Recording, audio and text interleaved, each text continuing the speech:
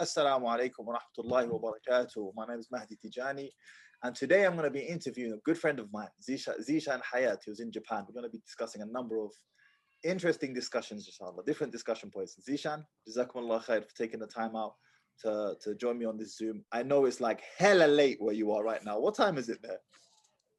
Yeah. Wa alaikum salam wa rahmatullahi wa barakatuh. It's 10:30 p.m. Okay. So yeah, just finished up a day of work, but yeah. Good. We're still good. Zishan, how did we meet, bro? How did we meet? Tell the people how do we meet? Yeah. Okay, so for a lot of people that don't know, Mahdi used to run a business based on cream that used to help cure eczema and psoriasis and things like that. Now, I've been suffering from psoriasis particularly for the last, I would say, 3 to 4 years of my life, and I've been through all sorts of methods to try and heal myself from it. I tried the steroid creams, whatever. It was all too much. And then one Ramadan, I was actually sat down, and the entire Ramadan, every night I prayed. I said, "Look, I want to find a cure to this. Please connect me with a cure." And somehow, my mum had bought your cream years ago, and she was talking about it. And I ended up Googling the site, finding you on Instagram, and messaging you. And I thought, you know what, this cream, it comes from Saudi. It's a Muslim guy running it. I'm going to put my faith into it. And I offered you a business opportunity. I said, look, if this cream is, I wanted to find something that would be the cure and solution for me. I said, if this works on me, I will be happy to be your distributor in Japan. So this is how we kind of initially got in touch. Absolutely. So you sent a few creams over. I handed them out to some people. We got some good feedback.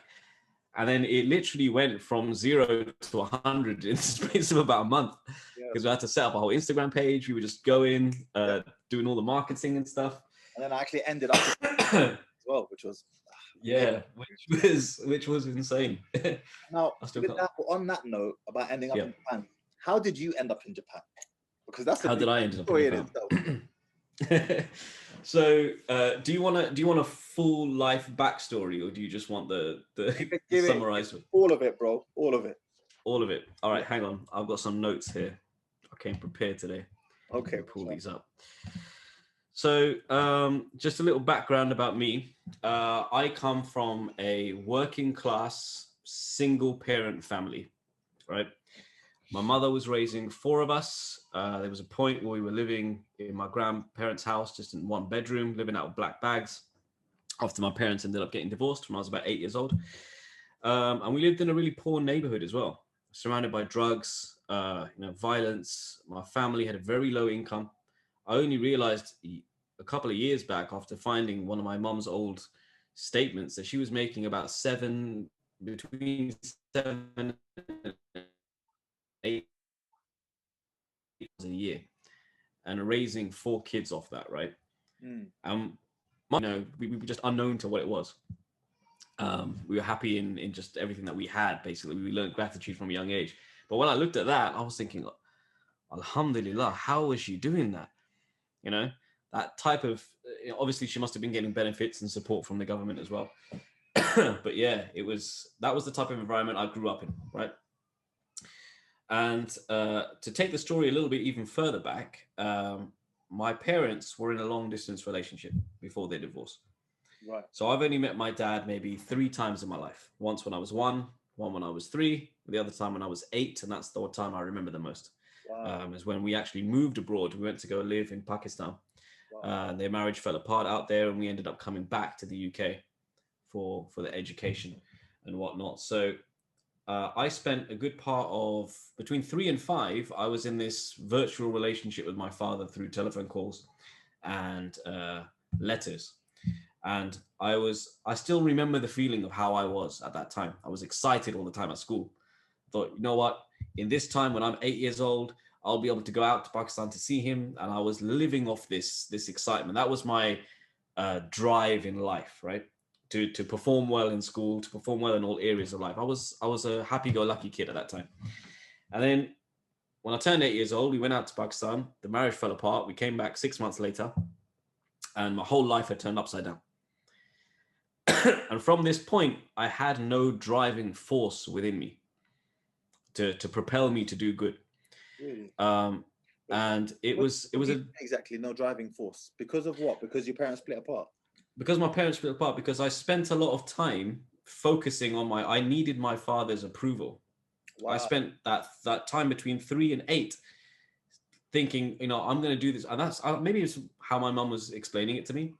I still remember my school teachers just breaking down in tears when I used to do stuff. They were like, "Why are you doing this? Why are you staying behind school like 3 or 4 hours every day?" I say, "Well, I'm trying to impress my father.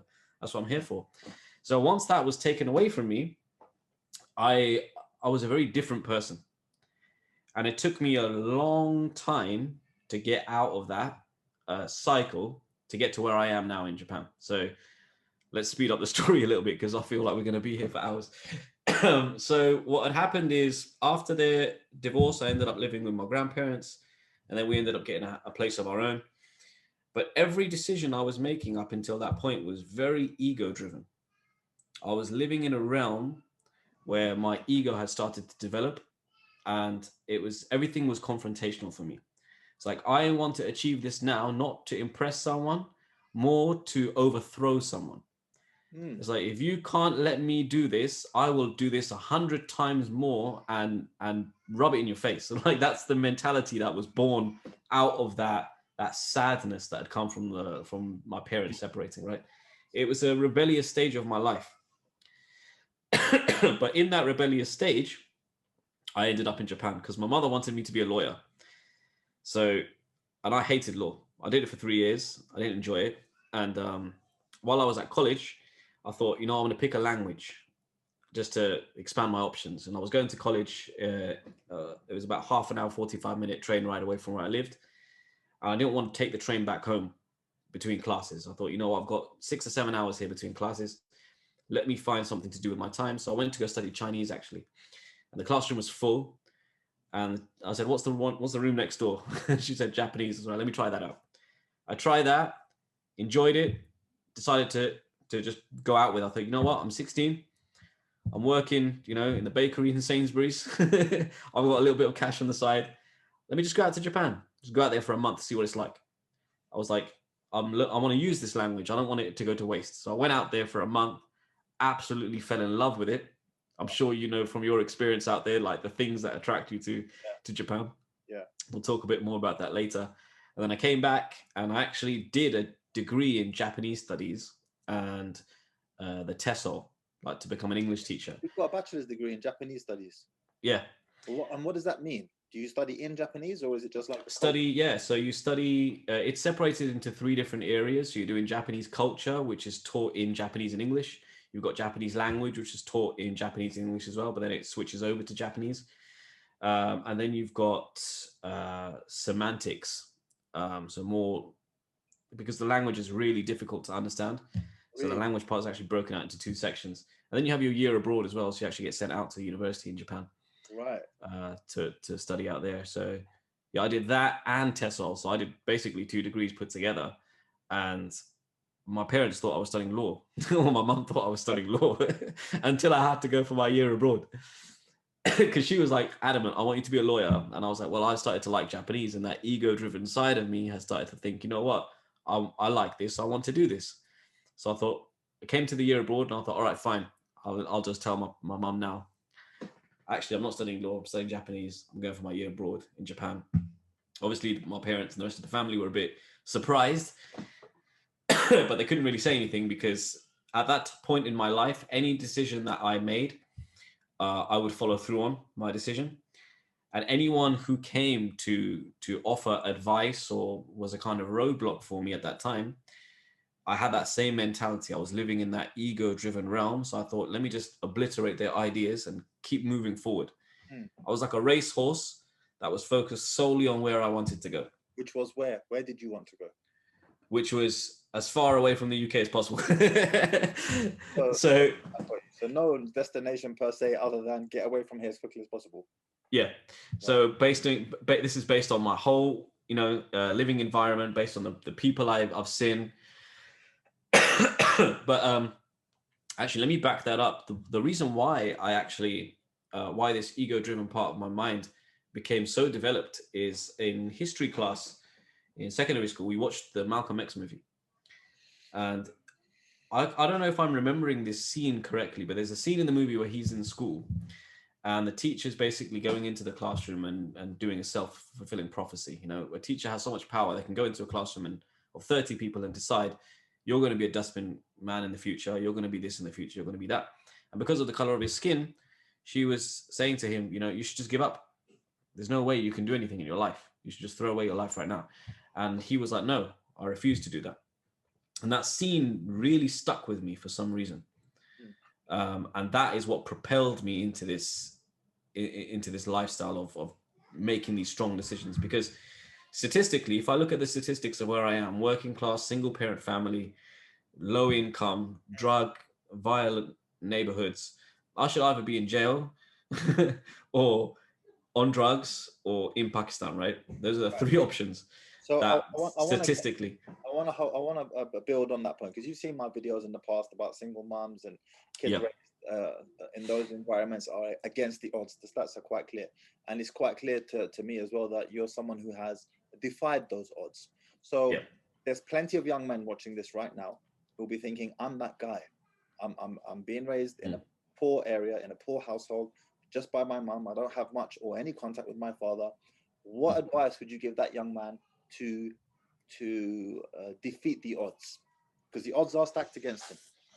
To defeat the odds. The audience, what the odds are, what I'm talking about here. 61% of all youth, the word would be censored if I say it on YouTube, of all in the young men and women who take their lives, 61% of them come from single mother households. 70% of all high school dropouts come from single mother households, and 90% of all homeless and runaway children also come from single mother households. So how does, and you can find these stats in the Center for Disease Control for those who are how does an individual who is up against it, how does he or she defeat the odds? Because, you know, alhamdulillah, mashallah, you're out there in Japan, you learn a whole other language, you're established, you're stable. How do you defeat the odds? So my personal experience to get to where I was, looking back on it in retrospect, was not the easiest route I could have taken. Okay. So those three figures that you mentioned, you talked about suicidal rates, run away from home, and what was the other one? High school dropouts. High school dropouts, right? I was going to drop out of high school or secondary school. I wasn't even going to go to university. I had no intention, right? My mother forced me. She's like, you have to go to university. It's Asian pride. Same in our culture as well. Second, run away from house. I thought, okay, if I'm going to go to university, I'm going to go to university as far away from this house as possible. So I went, my British university was actually in Lancashire. So I live around London, but I went to university up in Lancashire. And then the third point, there have been multiple periods throughout my life as an adolescent and even growing into an adult where I have had suicidal thoughts. Really? Oh, yeah. Wow. And the reason why is because of I think I have self-doubt myself. Well, I've been living in that ego-driven realm so much that it became really difficult to push through finally. Like you can get through as far as you can. So to all the young guys watching this, that drive that you have to get out of your situation, that Eminem 8 Mile mindset, will take you so far, but it will not take away those things of those suicidal tendencies, these other issues that you have, or the issues that actually develop further as you become more successful, because you're solely focused on moving through life from the realm of the ego. And if I was to give advice to any of these young gentlemen right now, one of the biggest things I learned was how to be humble. How to humble myself and how to humble myself in this journey. And I learned this, and I think I spoke to you about this on that voice message. I learned this from door-to-door sales and martial arts. So after I graduated university, even up to the point of graduating university, I was still in that rebellious mindset. My dissertation supervisor ripped my proposal in front of my face. She was like, there's no way you're going to do this. It's a horrible topic. I wouldn't even give you a GCSE grade for it. So you know what I did? I did the exact same topic. And I thought, I'm going to smash this out so badly that I'm going to show her up. I actually ended up getting the best grade in my year group for my dissertation. And I opted in for the double dissertation, so I got 2 points for it, right? That was the mentality. But I wasn't happy. When it came to graduation day, I'm standing there, I'm looking at that teacher in the face, and she's like, "Oh, I'm so proud of you for all the work you've done." I'm thinking, she called me dyslexic. But I wasn't happy internally. I had a feeling of like, yes, I've defeated you, I've overthrown you, but there's not that lasting happiness. And then because your mind is ego driven, you're constantly searching for that again. So after I graduated university, I was actually offered a government position job in Japan.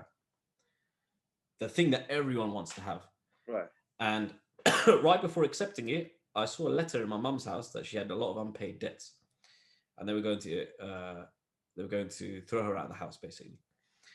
So I thought, you know what, I can't accept this job. There's no way I can accept this job and leave the UK when my mother's in this situation. So I thought, right, let me scrap that. Let me look for another job while I'm here and just help her to get back up on her feet. And then I can continue my journey, right? Because I was still ego driven at that point. I thought, I'll still, here's my family. I want them to do well, but I need to succeed in my goals, right? That's the mentality that I was developing. And plus, I developed a kind of a poor relationship with my mother because I blamed her a lot for what was happening with my father.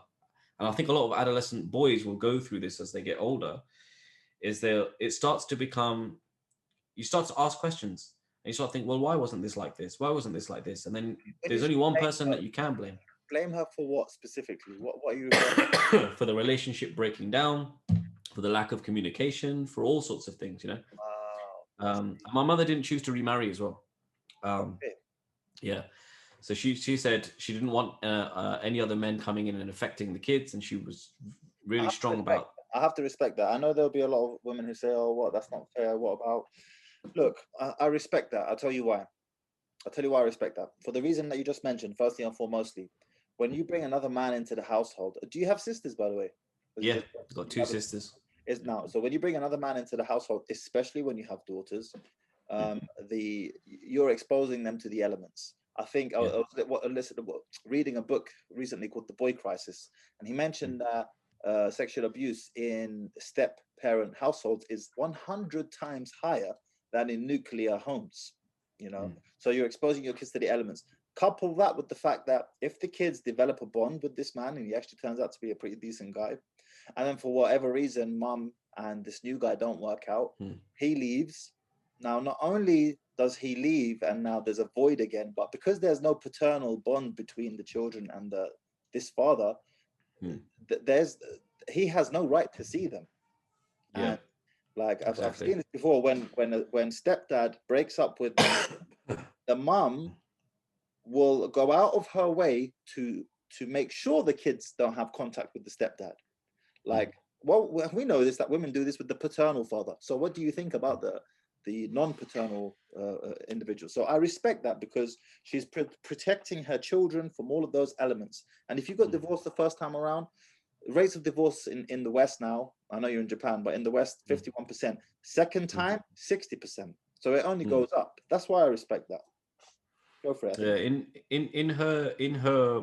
in her methods of madness, I would say, like she'd kept all of the correspondence from him for years, right? So he'd been trying to contact us through letters and a lot of other means, and she'd been just putting them in a bag somewhere and putting in the attic.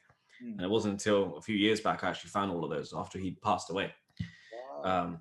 So after he passed away, she became a lot more open about the relationship, and she actually said to me, she said, "Sorry to interrupt you. She was putting them in a bag so that you guys couldn't read them, or so that she was saving them for you? What was it exactly?" So we couldn't read them. But why was she saving them? Why not burn them and just get rid of them? Here's the point, right? So I asked her, I said to her, why have you kept all of these things? Why did you not marry somebody else? And she said, well, I honestly believed in that man the first time round, which is why I chose to marry him. And despite the relationship breaking down, I still, somewhere deep in myself, had a belief that he would be able to right his wrongs and fix himself. So I kept myself open to that potential, but he died before that could even happen, right? And wow. She said, yeah. She said, I thought, honestly, one day that we would come back together. So, it was a roller coaster journey for us. But yeah, if I jump back to the main story, for the advice for the young guys. Before you do that, how did Yeah. that make you feel once you found out that this correspondence that dad was trying to have with you was being kept from you? How did that make you feel? Well, obviously, when it was the time of my life when I found it, I was in a much better place in my life. If I had found that when I was in my teens, it would have been a different story. Really? I think I would have reacted to it very differently because I was still very ego driven. Right. I was still very, and I only knew one side of the story as well. I only heard what would happen from my mother. I've actually, I keep in regular contact with my dad's family. I speak to his sisters, his brothers, all of them on a regular basis, just to find out more information. You know the phrase "know thyself." I say the only way you can really know yourself is you need to know your parents. You need to know what successes did they have, or what mistakes did they have, and how can you replicate those successes and avoid those mistakes in your future and in the way that you deal with your children as well, to end those cycles. Because I mean, my father lost his father when he was 15, in his prime, growing into a man, and he had to take care of 8 siblings, lots of sisters. He was a very stern man. That's what I remember of him. He's always had he always walked with his hands behind his back. He wasn't really friendly, but that was the environment that he was raised in, right? So he obviously had those traumas of losing his father, and it's so strange that someone who's had that experience can do the same thing to us, right? So I mean, it tends to happen generationally. yeah, and learning to identify those and snip them off when they're buds, right? Those small little things could really help save relationships, and again bring better futures for our children. But yeah, so jumping over like 800 different places in my timeline right now. Said that if you had found it when you were younger, it would have been a different reaction. But like, did you have any resentment towards your mum for having held those letters all those years? Were you glad that she held them and that you didn't see them? How did it make you feel in that regard? So when I first discovered them, obviously there's a shock, because actually they're all addressed to me. Right. I'm the eldest child, right? So they're all addressed to me. So I'm thinking, what are all these letters that are addressed to me? And I recognize his handwriting. So I open him up and I can see all these letters in there, and I can see all the work that he's put in. But when I discovered these, I'm trying to think, was I married at this point? I think I was, yeah. So I was in a different space in my life. I wasn't a single guy. I've found a wife. I was in a relationship. So I was able to understand their dynamic a little bit more. Right. And I could see that it wasn't just one side of the story. And that's what actually made me delve further into understanding more of his family. I had the resentment a little bit. Of course, it's natural to feel that. So why did mum hide all this from me? Actually, I haven't even, if my sisters are watching this on YouTube, they haven't seen it. I haven't shown it to them. I protected them from it because I was like, I don't want them to feel hurt, because I know my sisters especially went through a much harder process of losing my father than I did, right? So, and my brother never met him. So, can I build on that? When you say a much harder process, harder in what respect? Tell me how. So they took it differently, man. And I see that more, and I understand that more now that I have daughters. When I see my daughter, and I don't think I would have understood that until I had daughters. When my daughter leaves for school and she's saying bye to me, I look at that situation and I think, my sister's never had that. And how important that is for her. Like, if she can't say bye to me before she goes to school, she's crying the whole way to school. And I think, as a man, society tells you to toughen up. Don't cry, don't do this, don't do that. But for girls, it's a very different experience that they go through, right? So just seeing that through my daughter, I thought, man, it made me reach out to my sisters more and understand them more. And I think only experience in life can help teach you that. Because in the beginning, when we were all, because me and my sisters are all a year apart. So I'm the eldest, and then 1 year gap, and then 1 year gap. So we're all quite close in age. So we were all affected by it right at the same time. And we all kind of went our separate ways. We didn't try to heal through it together. We all decided to do our own thing. Right. And I think that the way we handle that as well is that we were all so distraught by that divorce that it took a toll on our entire adult life. With, like, my sister, just younger than me, her goal in life was like, I want a family. I don't care. She studied child education. She did all of this. She's like, I want a family. This is what I want to do. My other sister has gone the opposite way. She's like, I don't want a family. I don't want anything to do with family. You know, it's very, very different how they've handled it. And then obviously when I was young, I was only thinking about myself and how I was feeling. As big brother, you have to kind of just, you know, swallow that a little bit at the start, right? For the family. And I'm always the joker in the family, always try to make people laugh and stuff. So I was swallowing that pill for a long time. And then one day I thought, you know what, I need to let this out in some way. And that's when I became more and more ego driven, more and more focused on myself and less on my family. So you use this word ego driven a lot. What does that mean exactly? What is ego driven? And is it a bad thing? I can tell you, because if it's producing success, like you're achieving, and how does it make it bad? Tell me how. So the ego driven part of your mind is your ego is built for your survival, right? Solely for your survival. Right. So if you're in the jungle and you're running through the jungle with a spear, your mind and your ego will help you analyze that whole jungle landscape and pick out the animal out of all of the leaves or whatever, right? That's what your mind is designed for. Put it into today's perspective. You like, I don't know, red Ferraris, right? Your mind will start to notice red Ferraris everywhere. You want to have, it's called a manifestation. There's so many different words for it, but it roots in the ego. And your ego attaches itself to something that you feel will bring you success or something that feels good to you. And it pulls you towards that like an arrow, right? So that month I first spent in Japan, the feeling to go back was so strong that I dedicated 4 years of my life at university to it, right? Like, and it's all about feelings. Your ego is feeling driven and being ego driven. However, once you've achieved that goal, there's just a whole pool of emptiness. It's like standing in an empty swimming pool. It's like you've been swimming through this current to try and get through everything you want to go to. And once you finally get there, there's no more water. And it's like, well, because it reminds me of what Michael Phelps, when he finally beat the record for the most amount of gold medals won at a single Olympics in 2008. He mentioned something similar. He said, my whole life had been building up to this moment of beating, I forget the previous swimmer who had 7 golds at single games. He said, my whole life was building up to this moment. And then I did it, but then nothing.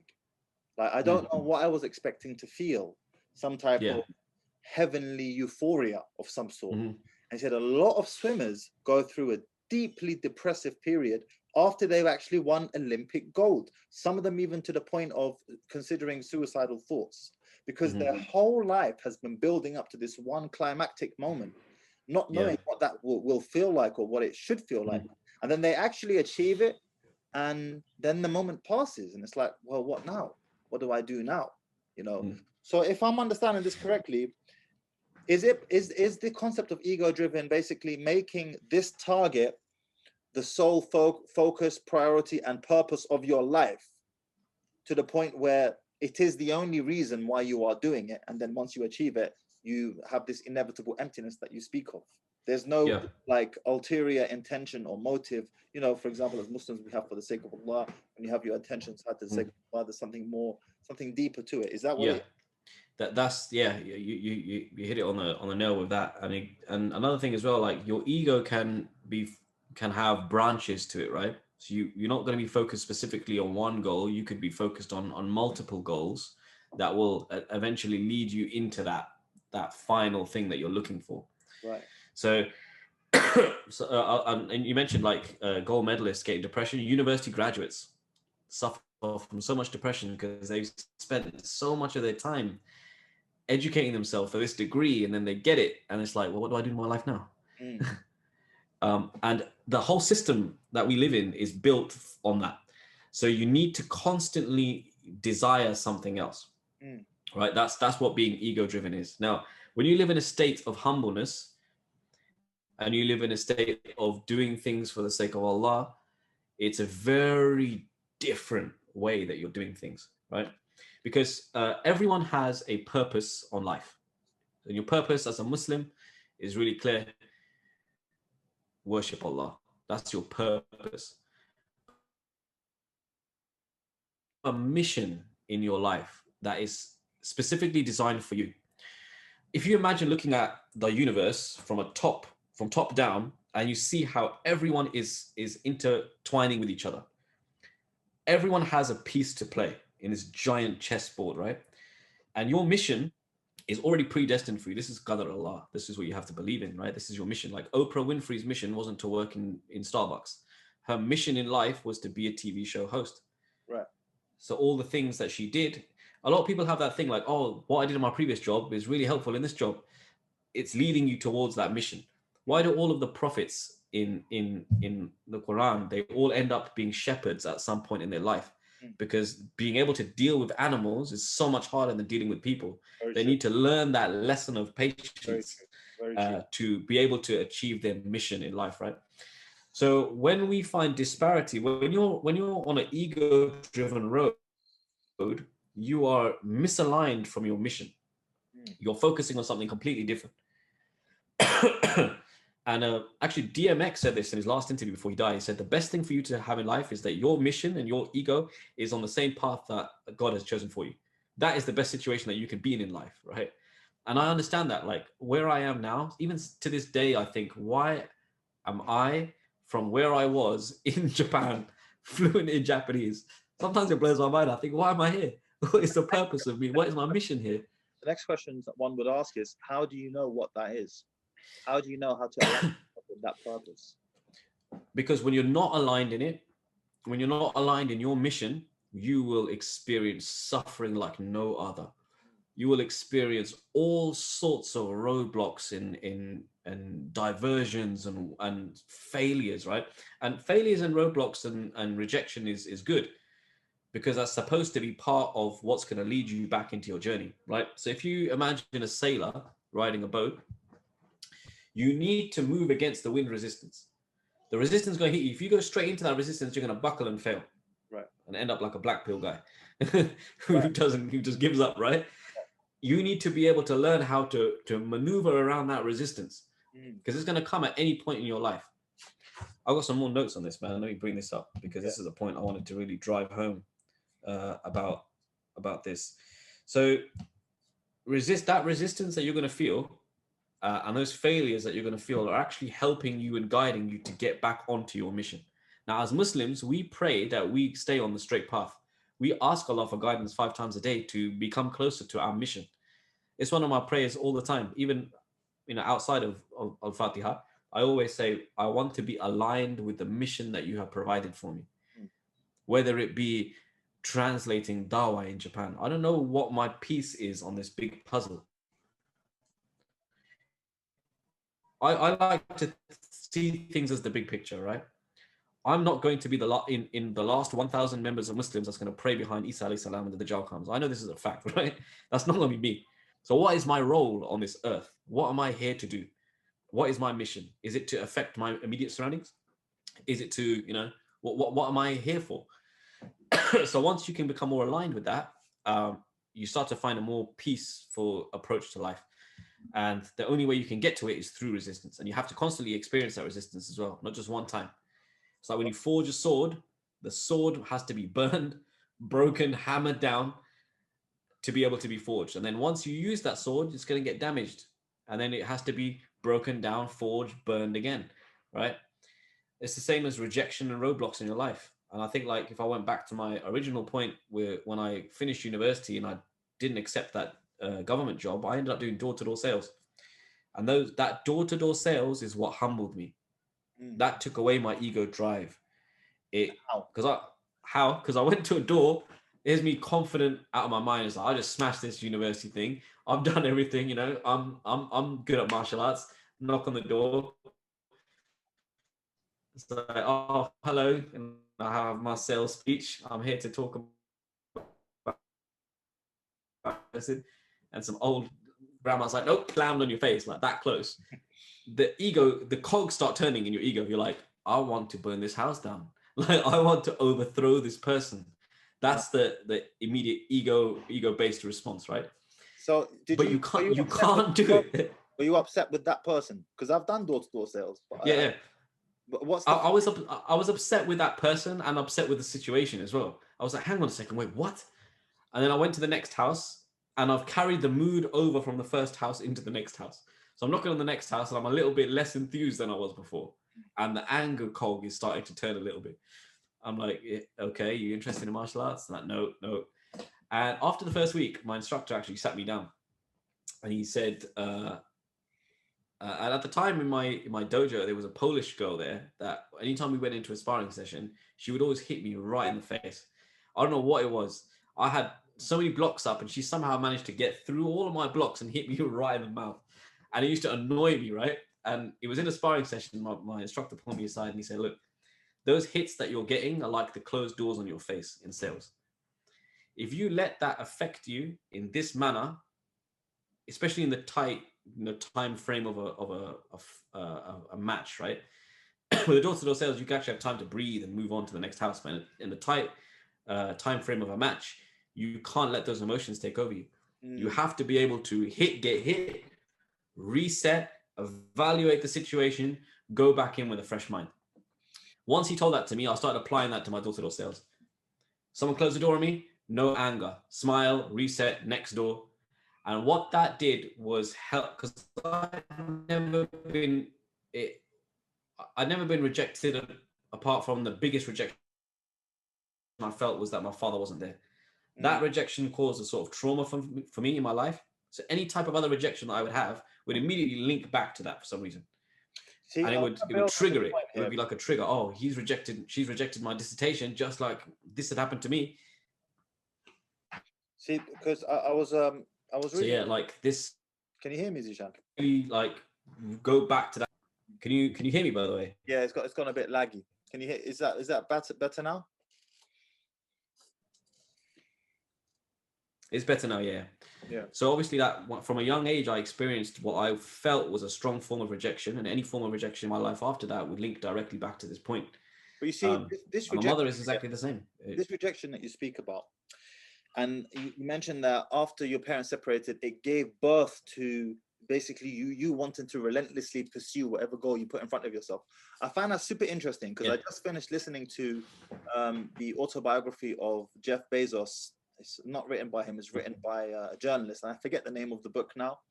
But anyway, he talks about, because Jeff Bezos, for those who don't know, his father left when he was very young.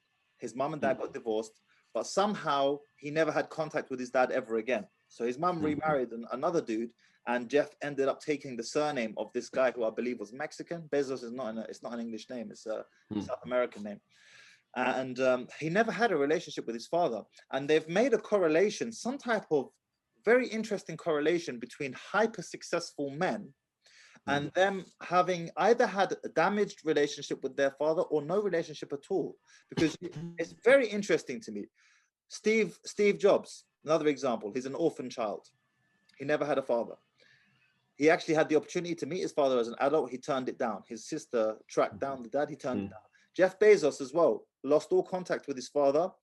Once again, in 2009, I think it was, they found out where his father lived, refused to meet him. He wrote him a letter, refused to meet him. Elon Musk left South Africa on bad terms with his dad, really bad terms, to the point where his dad said to him, don't worry, you'll be back in 6 months. The rest is history, right? And there seems to be some type of fascinating link between men who have either had a damaged or severed relationship with their father, and then them becoming hyper successful. And because you're talking about this ego-driven thing, what do you think it is? Now that I've just said this to you, Elon Musk, Steve Jobs, Jeff Bezos, 3 of the most successful businessmen in the world and entrepreneurs in the world. How do we? What's going on there? It is the desire for a young boy to be noticed, is what I think that is. SubhanAllah. It's the desire of a young boy to be noticed, because as a young child, and I see this through my kids as well, and I think it's different with boys. Like, obviously girls,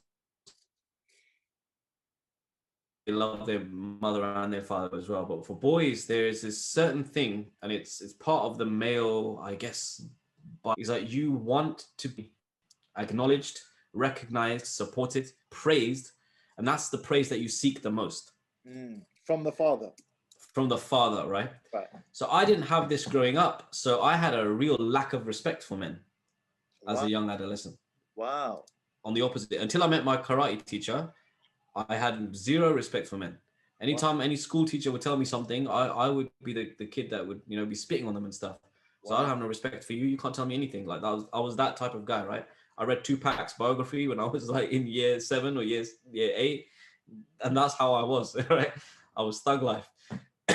But understanding where that roots from, and I took a deep dive into myself. I bought Russell Brand's book on addictions, and he talks about where people's addictive, not just the substances, but addictive behaviors, where all of it comes down from is that there's a deep root that is always the same number of things for all people. They want to be recognized. They don't want to be alone.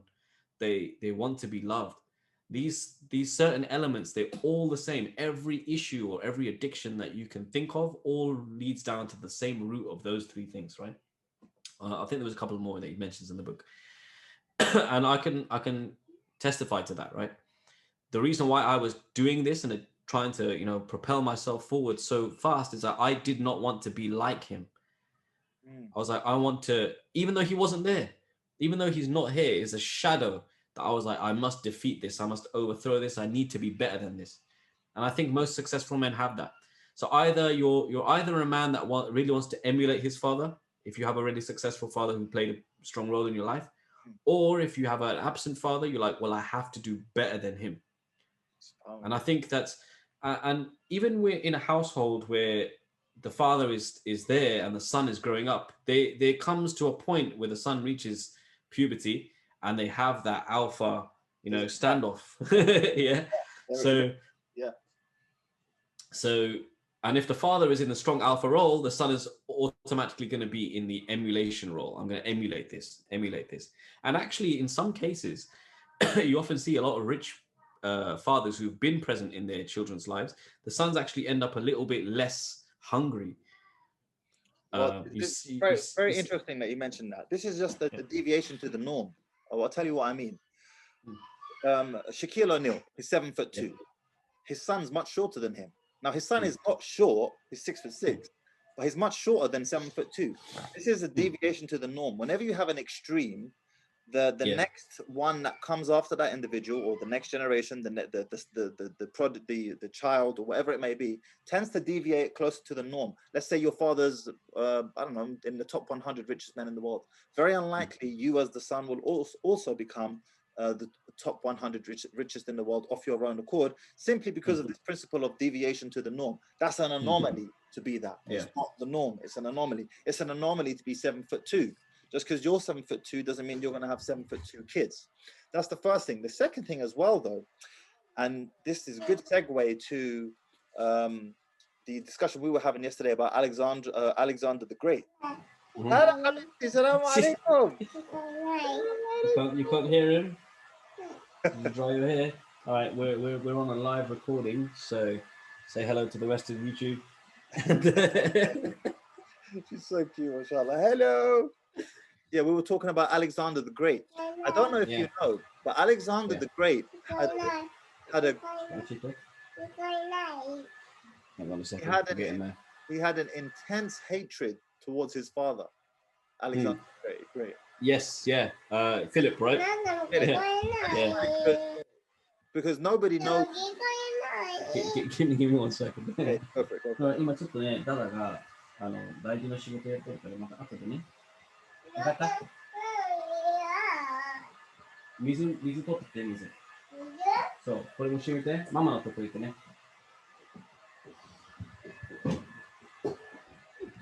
I feel like that Sky News guy when his kids came running out the back.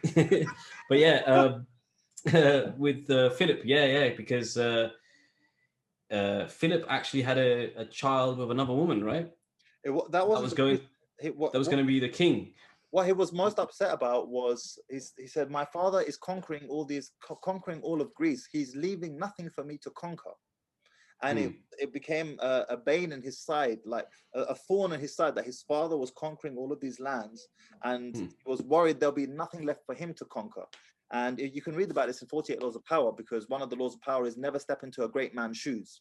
And what that law is referring to is, let's say, for example, in the father here, if your father was a successful conqueror in war, don't try to emulate him, because for you to the one who does it first always gets all the credit. Imitators never get as much credit as the one who did it first, right? Let's say Cristiano Ronaldo. Cristiano Ronaldo kind of invented that free kick that goes up and down like that, right? Now there's loads of players in the world who can hit the free kick like that, but they don't get that same credit that Ronaldo did. Why? Because he did it first. So whoever does something first gets the most credit. So what Robert Greene was saying was, go in a different direction. Let's say your dad's a famous tech entrepreneur. Don't try to become a tech entrepreneur yourself, because you're going to have to do 10 times as much just to get as much credit. So never try to fill a successful man's boots. It's too difficult. But Alexander the Great is an example, as he mentions in the book, of an exception to that rule, whereby he conquered so much more land. He ended up conquering Persia and two superpowers of the world at that time, Persia and another empire. I can't remember. It was Persia and somewhere else. And that's how, well, Macedonia is where they lived. Philip of Macedon was the name of his father's name. And only by doing that was he able to almost eliminate the relevance of his father's name in history, because most people don't know who Philip of Macedon is. But everyone knows who Alexander the Great is, you see. But what my point here is, his driving force, what drove him so intensely towards conquering, was a vehement hate or resentment towards his father, not because his father did anything wrong per se, but because his father was so successful already. It's like this weird paradoxical Freudian thing going on. Yeah, because his father was absent for a lot of his childhood, out conquering places, right? Right. So obviously, and it comes back to the same thing. He just wanted to be noticed. So he's like, in order for me to be noticed by my father, I have to conquer more than he's conquered. And he died at what, 33 years old, right? Alexander the Great. Yeah. Very young age. Very young. He did all. He was the emperor when he was 20, right? Yeah. I think that's when he became the king. I think it was.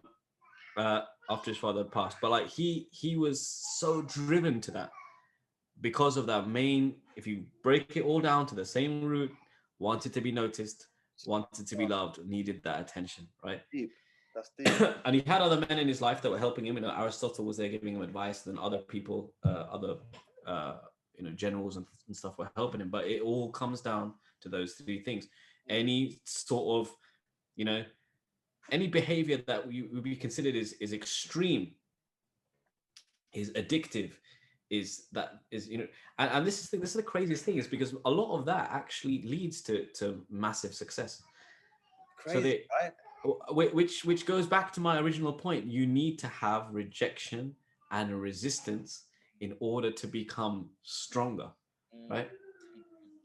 So it's there's a way that you can do that to yourself without it being too traumatic on you. Like, life will give you that's Allah's gift to you, right? If you think about all of the traumatic experiences that the prophets, peace be upon them, all went through, there was a reason they had to go through all of that to make them into the men that they become. Right. So a lot of us don't have to go through that. But how can we actively put ourselves through that type of experience? Like the door-to-door sales experience helped me. The martial arts experience helped me. Right. Understanding now, and even like after that experience, so I became successful. I got to Japan. I achieved my dream. And then I started slacking. I got lazy again. I got used to comfort, and which is what I think a lot of black pure males are. People who are used to comfort. They fear that rejection. They fear that resistance, right? Then the only way that you're going to ever get stronger is through resistance. You do weight training, right? Exactly the same thing. One day you lift 10 kg. That's 10 kgs worth of resistance against your muscles. Your muscles have already memorized that 10 kg. The next day you go in and you lift 12. Then you start off with a set of 10 first. The 10 seems so easy. Then you go in the next day, you do 14 and you start off with the 12. The 12 seems so easy. Your body is naturally a sign given to you to show you that you are built to work against resistance. Right. You think about the signs of Allah around the world. Yeah. That is a sign within yourself, right? That you are built for your immune system is built to resist attacks, right? I would go a step With that, further and say that you are happiest yeah, when you are moving through resistance. We are not exactly. built to sit around, lie on our backside, eating grapes on our sides all day long. We're not Mhm. built for that. We have been built. We are happiest when we're solving problems, basically. Yeah, It's a kind of paradox because the problem can be stressful, but at the same time, the problem provides some type of purpose and meaning. And that's yeah, where you derive happiness. I always say you can't chase happiness per se. You can only chase purpose, which is difficult in and of itself. But one of the side effects of purpose and solving difficult problems is happiness. You feel happy in that moment, but you can't chase happiness in its raw form per se. mm, Happiness is kind of like shrouded in hardship and difficulty almost. exactly.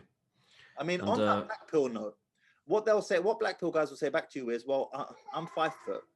Yeah, I've got mm, 4 inches in the pants, so I'm below average in size. I'm very unattractive. I'm not a good looking guy, and women for the most part are not looking for a guy like me. That's the mm, argument there. What would you say back yeah. to them? I've got a bad heart, bad hand. Mm. What would you say to them? How do you negotiate that? How do I negotiate that? Is that Because I know black pill is quite big in Japan, even if it's not yeah, termed that, right? And we can yeah, use that exactly example. right. Mm. So how I would approach that is the same as any type of skill related thing that you can work on and acquire, right? I'm not a skilled heart surgeon. If someone told me to go into the thing and do a heart surgery, I would panic and leave. That's not for me. But if someone told me to translate Japanese, I'll be able to do that because that's what I can do. That's my element. These are the hands that I have been dealt, and also the hands that I have created for myself through my effort, right? There's Right. only I know my limits. I'm not 6 foot. I've come to an acceptance of that reality, right? Right. So you have to accept the reality that you're in, accept what conditions that you can work with. Good. I like that. Secondly, the second part is how can I stretch those conditions to their limit? Mm. What can I do to stretch my conditions to the limit? And you have to test yourself. You can't sit back and expect life to be not full of resistance. Mm. If I had left my potential untapped, didn't stretch myself or push myself, I wouldn't be here where I am right now. I would be like the other people that I grew up in my neighborhood, Right. who some I know don't have who also grew up in single parent families, ended up in prison, or ended up in the mental hospital. It's a choice, and it's a choice that it's a choice for survival. It's a choice that if you make this choice, you need to understand where that choice could lead you, right? So then what can these individuals do then? I think it's frozen again. You've got Can a you hear sub. me? I can hear you. Yeah. What can someone like that do? He's got a subpar hand, Hang on. genetic hand. What can he do? What actionable advice can he do to improve his opportunities in the way of finding a suitable spouse to get married? What would you advise? I'm five Who's foot. supposed to get married? I'm below average in size in the pants. I'm not good looking. What do you tell me? What's your advice? Because I can What's imagine my that you might, if you're that person, you've got an almost inferiority complex. You can't help it. yeah? You're quite aware of your situation. How does one combat that to make the most of what they have? Cast a bigger net. So if you're a man that feels that you can throw one Pokeball and catch that Pokemon straight away, that's fine. if you believe you're that man, I'm going with Japanese animation, parables here. But if you believe you're that man, then great, you're that man. But Right. if you're the man that needs to build a net that's going to cast across a large group of people to be able to find someone that's suitable for you, then you need to go and think about how is the best way you can do that, right? Right. Because in terms of, if I talk Islamically, they say all souls were created in pairs. I had to find the other side of the world, right? Think about where I am and where my wife was and how we met. First of all, you need to understand your sphere. What is in your sphere? How big do you want to cast your net? Most people who have that inferiority complex will, they'll be like, you know what, I've looked around, I've been to, you know, just around this town or this town, I've checked a few websites and things like that, I haven't found success. You need to cast a bigger net. Mm. Once you cast that net, the opportunities actually increase for you, right? And So, the percent for, and this isn't specifically for men, the percentage of women, the ratio of women to men on the planet right now is ridiculous. The ratio of women to men in Japan is ridiculous. There's so many more women on the planet right now than there are men. actually, Right? I think I'm gonna have to correct you there. Globally, the ratio of men to women is pretty even. It's like 51-49. But in certain countries, they do have a Yeah. crisis. In certain countries, there are a crisis in terms Yeah. of the ratio of men to. But globally, it's pretty even. I was listening to Baba Ali, who runs a Muslim matrimonial website, and he was just debunking a whole bunch of myths right now, and that was one of them. But Yeah. in terms of, okay, so cast a bigger net, fine. But I will add to that as well, and I'll say, if you're a young man who, or any man for that matter, who has a, you know, for Allah has given you a genetic hand that is below average, fine, it is what it is. You have two choices. The first choice is, as Zishan said, cast a bigger net, and then work on yourself, make the best of what you've got.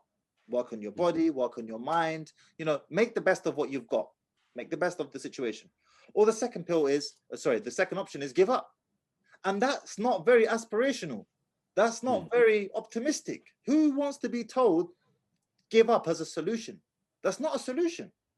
But cast a bigger net and work on yourself, and you will find someone eventually.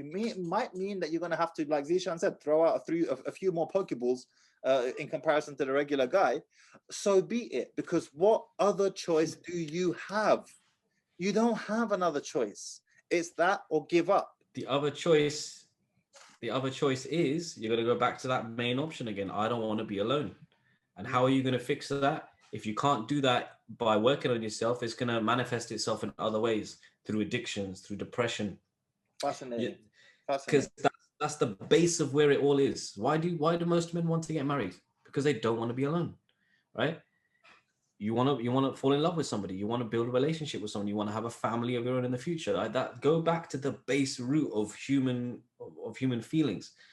Now, if somebody's told to give up at this point, most people will probably give up, right? So, understanding that everyone has an infliction at some point. I always refer back to Ayub alayhi salam and the inflictions that he had and the patience that he had with it as well. He didn't just, you know, look at his skin and look at all of the money he'd lost and think, you know, oh man, this is it, it's over for me. He stayed patient until he was rewarded even more. Right. Look at myself, right? You know, you've seen pictures of me, bro. Like, you know that I had psoriasis covering almost 90% of my body. Oh, yeah. Ridiculous. Look at myself now, man. I haven't used a cream in years. Seriously, that is so all natural, bro. Like, wow. And that's after using the orange cream since then. so the after using the orange cream, after using the orange cream, I had nothing after that. Because then I went vegan, and then I tried vegan for 3 months, and I found the connection between skin and gut, and I cleared that all out, man. Now it's just all, I drink that drink I was telling you about, awajiru, that like vegetable juice drink in Japan. Yeah. So that's been keeping me clean, man. And but think about the situation I was in, right? Some people say I'm 4 foot, you know, I'm this, I'm challenged. I say I've actually managed to win the game. I've got a woman, right? Which is what everyone wants to get. That's the goal of the game. But I look like a burnt hippopotamus. Like, how am I supposed to keep this woman? How am I supposed to retain this? You know what I mean? Like, when you're covered up like that, that's a different type of pressure. Right. But I didn't let that pressure defeat me. Instead of being, and I find a lot of this with black pill men, and I find this a lot with men in Japan as well. A lot of people tend to be problem focused rather than solution focused, because. And this all comes from the places of, you know, like you've got your 7 deadly sins, right? Envy, gluttony, all of this. No one talks about the 7 angelic counterparts to it, right? You cannot be depressed and grateful at the same time. You physically can't. You can't do that. So you can't be depression is a byproduct of ingratitude. Yeah. How can you be grateful and depressed at the same time? I agree. I completely explain that to me, right? When you're grateful, you're happy. Yeah. Yeah. So once you become grateful for what you are, so I was inflicted with this skin condition, but I remained grateful for the things I had. And once you enter that mindset of gratefulness, because this mindset here, those seven sins mindset, that's all ego driven. Again, you're only thinking about yourself. You're only thinking about your loneliness, your disfigurements, your, barriers, your rejections. If you start to think about the things that you have, and one of the greatest things I learned about is in Islam is that anytime you feel at a low point, find someone who's in a lower point than you. When I had psoriasis covering 90% of my body, I'll Google psoriasis 90% of my body, and I saw a guy with it on his face. And you know what I said? I'm itching all over, bleeding. I'll say, at least I don't have it on my face. Alhamdulillah. That's how I was, right? What that does is it puts you into a positive mindset. And once you're in that gratitude mindset, then solutions become more of your focus. Then I thought, you know what? I'm not going to sit here and wallow in the fact that I'm in this situation. Let me look for a solution. Right. Orange cream, Mahdi, the reason why we're having this whole conversation, like it all comes from solution-based thinking, and you cannot reach that point unless you get out of this ego-driven realm into a state of gratitude.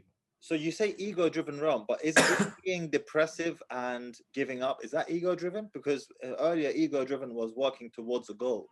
Like, yeah, so ego-driven is also self-sabotaging, right? You could be a successful person who's ego-driven that will take you to the high roots of success and then kill yourself. Wow. Right. Because that's what the ego does. That's how that works. Because you never feel it's enough. Some people look at it in two different ways. Some people think, I'm not enough. I'm never going to be enough. I'm just going to crawl up into a circle. Other people think, I'm not enough, but I need to be more enough. I need to keep trying until I am enough. And they never reach that enoughness, and they actually end up in the same place as this guy later on down the line. So tell me about just two ways. Tell me about, because you mentioned that although it might not be recognized as an actual term per se, black pill in Japan, you mentioned that a lot of men have given up on the dating market. And I know in Japan, they got some weird fetishes with like the dolls and stuff like that. Anime, PORN and all the rest of it. Tell me more about that. Because when we were there, when I was in those shops, I was like, what the flip are all of these toys everywhere? Like just in a regular shop, you got these like adult toys just randomly. So to bring it back to history, after the war, Western countries decided to forget the war through drugs. And Japan, I think Germany as well, the countries that lost the war, they decided to forget the war through brothels and the sex industry. So this started to develop at that time. And through that development of it, and obviously the development of technology, Japan being one of the biggest game providers in the world, men started to become distracted. They decided to become distracted from women, right? Birth rate has declined. Birth rate hasn't increased in Japan since 1974. It's been on a constant decline since 1974, every single year. Population, basically. Yeah. Decline in women giving birth, right? Right. The number of women giving birth. So that coupled with distractions, coupled with overwork, because Japan and Germany, they're both countries that overwork. And the reason why they overwork is because they feel like we had to group together as a country to recover after this war. Right. So anyone who's caught slacking is going to be, labeled out as a slacker, right? That's just how they are. So all of those three elements combined have led to men loving work and not loving, not seeking out a relationship. They found that there's other avenues that they can explore that will bring them that happiness without the need for a relationship. Now, at the same time, gender roles have started to change. To be clear, it's not necessarily because they've given up per se. It's just because they have an obsession with work. I know Japan has the highest weekly working hours. Yeah. Also the highest suicide rates as well. Highest divorce rates after retirement. Wow, that's very tempting. After retirement, that's very tempting. Yeah, because they come home after retirement and they're like, "Who are you? I haven't seen you for the last 40 years, and then I'm getting divorced." Wow. So tell me, are they avoiding relationships because they feel like they don't have a choice, or they're just simply making a choice not to? but they could explore it if they wanted to. So there's two routes to this. So there's actually a group of people in Japan. They call them hikikomori. It's like a self-recluse, the people that actually enjoy reclusing themselves in their house, Is that the staying there. vegetarian or vegan? There's a term for them. Not herbivores. My bad. Yeah. Them? The herbivores. Yeah. That's the one. Yeah. So they typecast men into two types: herbivores and carnivores. Herbivores are the guys that have no interest in women, and carnivores are the guys that are out there, on the dating scene or whatever. And you can, even in Japan now, just because of how group cultured the country is, people label a guy like that just from seeing him. They can just, from the body language and everything, they can tell he's a herbivore and there's no point in even getting interested in him. At the same time, the beauty industry has, in Asia in general, Korea and Japan, has skyrocketed in the last 20 years, meaning that women now are more in the workforce. They've got more plastic surgery. They believe that they're on a higher pedestal now. So that gap between men and women in terms of beauty, because when you look at beauty in terms of like a group of people, when I first came out here, I looked at everyone around and I was thinking, everyone I'm seeing right now is at least an 8 out of 10. Like if I was in Heathrow Airport, it's a different story, right? But I was there, I was like, what? And it's just the cleanliness, like the way they focus on those type of things. Like they really take care of their clothing and they take care of their hair, and it's all part of their culture, right? So that has now propelled the gap even further between men and women. Right. And gender roles have started to slowly change in Japan as well, because and the reason for this is because they don't want to open up their borders to foreigners. So they're happy to switch, because Japan used to be very traditional. A man is a man, and a woman stays at home and looks after the kids. A man works all day, a woman does this. And this has been the same since the samurai period. Right. You're a samurai, you work under a shogun, you dedicate your life to protecting him, and he will provide you with a horse and a carriage, and you look after your kids and stuff at home. Right. And then now they've just taken that same model and put it into the corporate world. You work for a boss, the boss provides, you give your life to that company, because most Japanese men, for those who don't know, they'll enter a company after they graduate university at 20 and leave there in 65 or 70, right? They'll stay with that same company the whole time. It's part of the loyalty culture out there. And in return, the company gives them, the horse and carriage in modern day terms, which is health insurance, a car, and your salary. And then the women are expected to stay at home and cater for their children. But because of the declining birth rate, there aren't enough people to work here.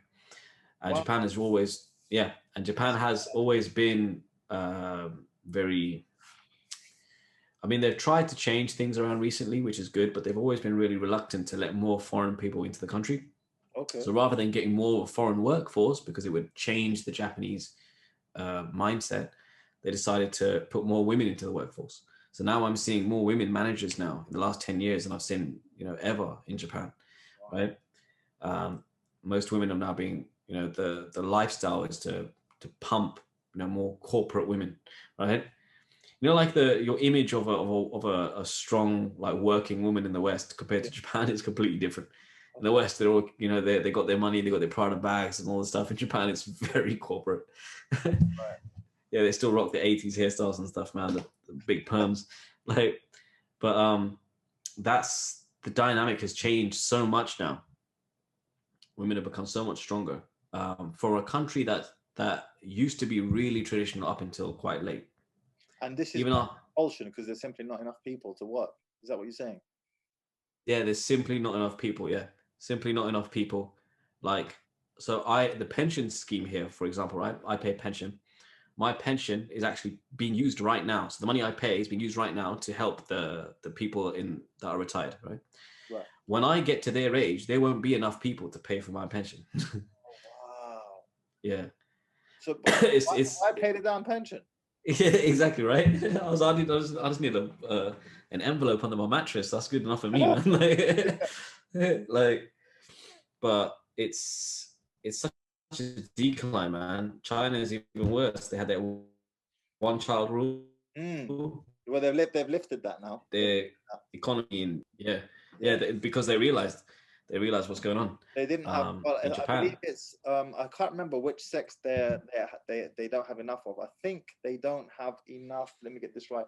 They don't have enough girls So I think Yeah. what they've said is you can have as many children until you get a girl. So let's say you have 3 sons and then you get a daughter, then that's what I think. I might be butchering this completely. Anyway, they've got a lack of one particular sex. So as a result of that, to compensate now for this deficiency that they're having, they've lifted that.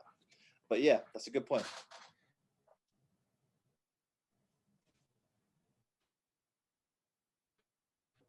Zijan, can you hear me? Frozen.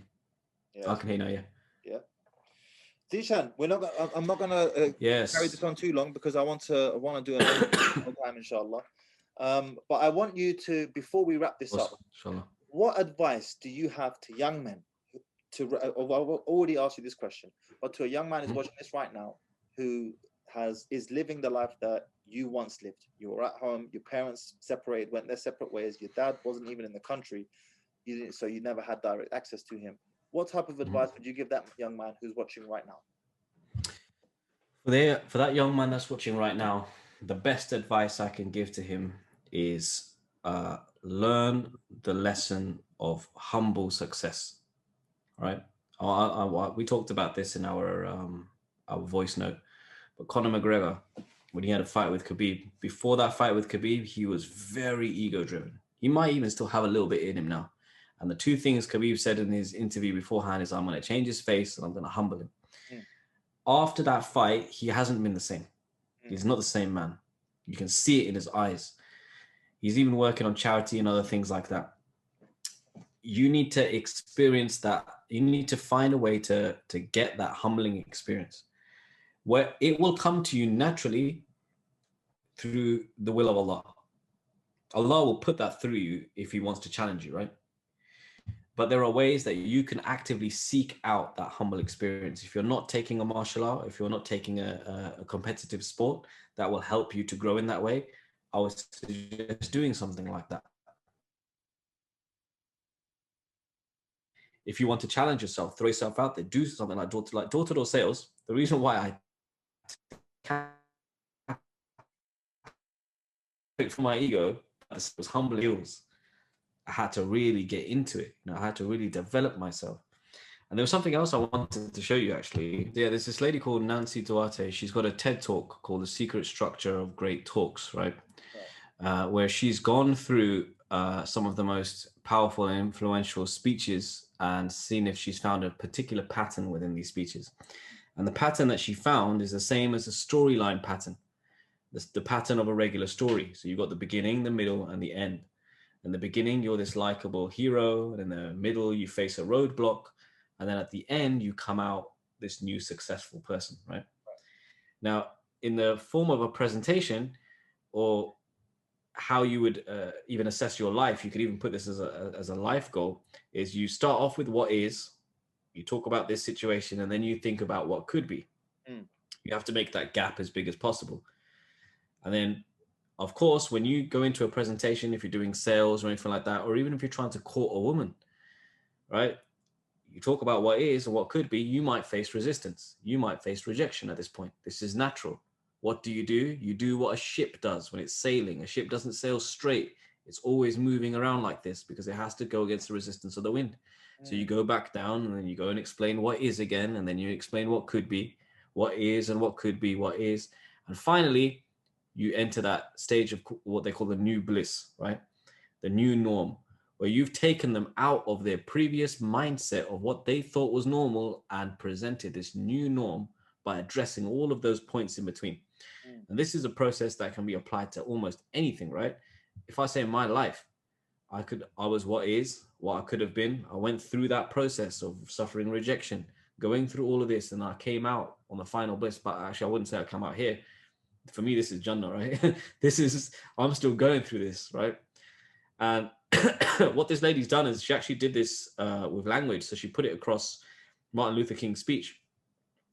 And she can see where he's going through these points, the reactions that people are getting, whether they're clapping, whether they're laughing, whether they're crying. She's used this as an analysis tool. She did it for Steve Jobs' first iPhone release. So like she's even got to the point like where he turns on the screen for the first time and people see the scrolling. She's like, there's a gap in it because the air actually leaves the room. because people actually just gasp because Wow. they're shocked. Like he's physically making them react to what he's saying Right. because he's a masterful, presenter.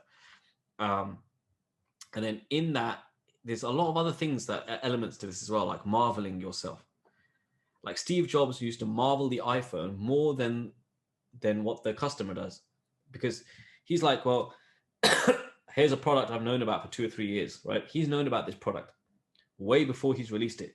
Right. But the way he talks about the product is he's like, wow, isn't this great? Isn't this amazing? Isn't this wonderful? Isn't this how, like, he's almost, what's the word I'm looking for? Like mimicking what he wants the audience to feel. Got you. I got you. Right. So how can you apply this to a young man who's in the same situation as me, right? Let's go back to that original question. You have to traverse through this pattern of life of where you are and where you could be, and you have to learn how to move through those roadblocks and rejections. You have to face rejection. You have to face resistance as part of your life.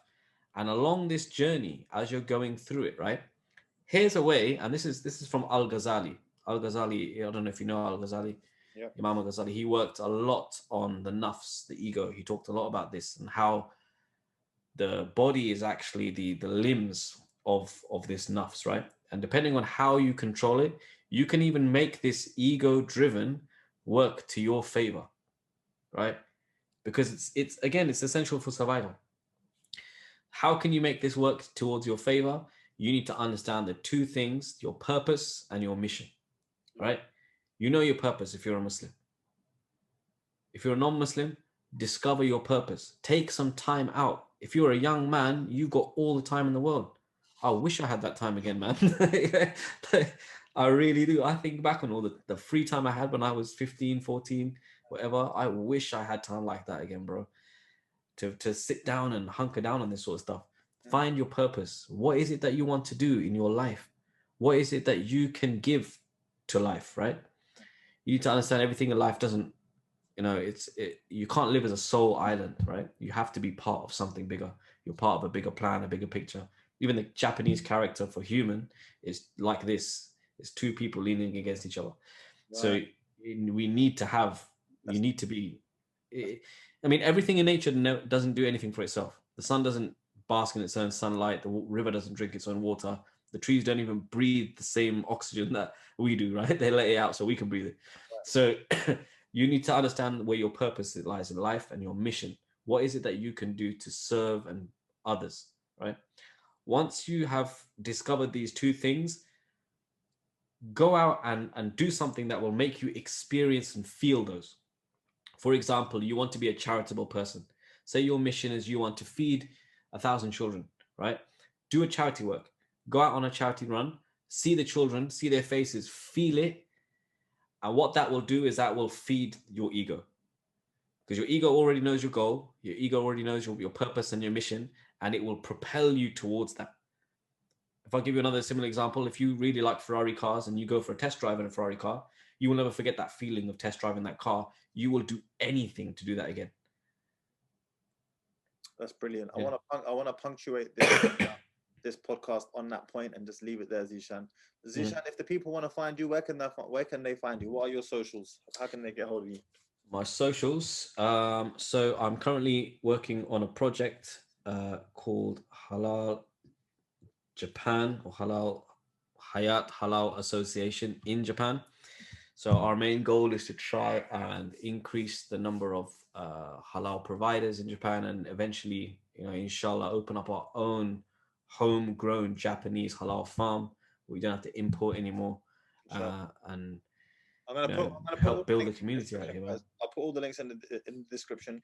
I'll put and socials in the description as well. If you found value in the video, please hit the like, share it with someone as well, and I'll catch you guys on the next one. Assalamu alaikum wa rahmatullah.